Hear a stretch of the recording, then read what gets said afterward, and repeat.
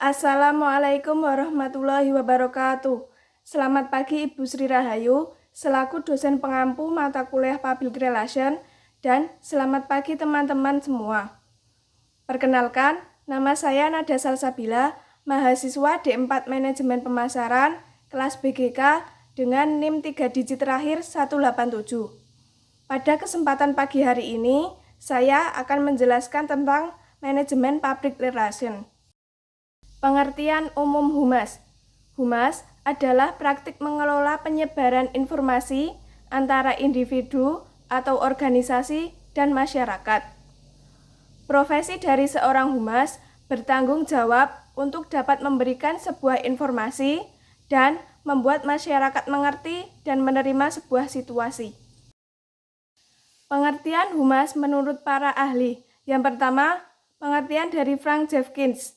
Humas adalah sebuah bentuk komunikasi yang terencana, baik itu ke dalam maupun keluar, antara satu organisasi dengan semua khalayaknya dalam rangka mencapai tujuan-tujuan spesifik yang berlandaskan pada saling pengertian. Pengertian humas menurut J.C. Seidel. Humas adalah proses yang kontinu dari usaha-usaha manajemen untuk memperoleh goodwill dan pengertian dari pelanggan, pegawai, dan publik yang lebih luas. Ke dalam mengadakan analisis dan perbaikan diri sendiri, sedangkan keluar memberikan pernyataan-pernyataan. Yang ketiga, pengertian humas dari W. Emerson Rock. Humas adalah kelanjutan penetapan kebijakan dari sebuah institusi agar mendapatkan kepercayaan dari masyarakat. Tujuan public relation menurut Charles Steinberg adalah menciptakan opini publik yang favorabel tentang kegiatan-kegiatan yang dilakukan oleh badan yang bersangkutan. Ruang lingkup internal public relation. Yang pertama, employer relation atau hubungan dengan para pekerja. Para pekerja di sini merupakan bagian yang berperan penting untuk mencapai tujuan perusahaan atau suatu instansi.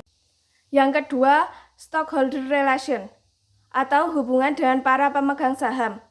Dalam hal ini, hubungan baik harus dibina dengan para pemegang saham. Merekalah yang membantu perusahaan atau instansi tetap bertahan. Hubungan yang terjadi haruslah hubungan yang sangat baik, tidak peduli besar atau kecilnya saham mereka. Yang ketiga, labor relation atau hubungan dengan para buruh.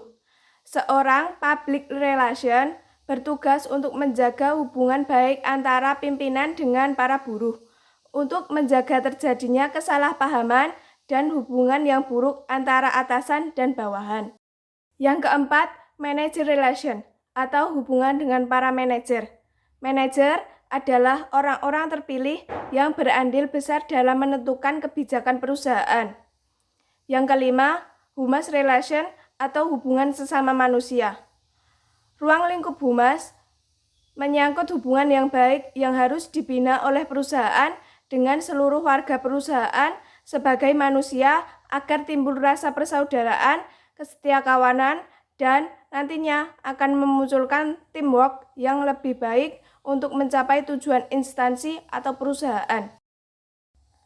Ruang lingkup eksternal public relation. Yang pertama, press relation. Kegiatannya meliputi press release, press conference, press interview, press room, press reception, dan adanya press tour. Yang kedua, government relation. Ruang lingkup humas ini menjaga hubungan baik dengan pemerintah. Hal ini diperlukan karena akan banyak sekali kepentingan-kepentingan yang di dalamnya terdapat peran pemerintah. Salah satu caranya dengan mensponsori kegiatan-kegiatan pemerintah. Yang ketiga, community relation, yaitu menjaga hubungan baik dengan warga setempat agar tidak ada pihak yang merasa dirugikan. Salah satu caranya dengan memberikan beasiswa.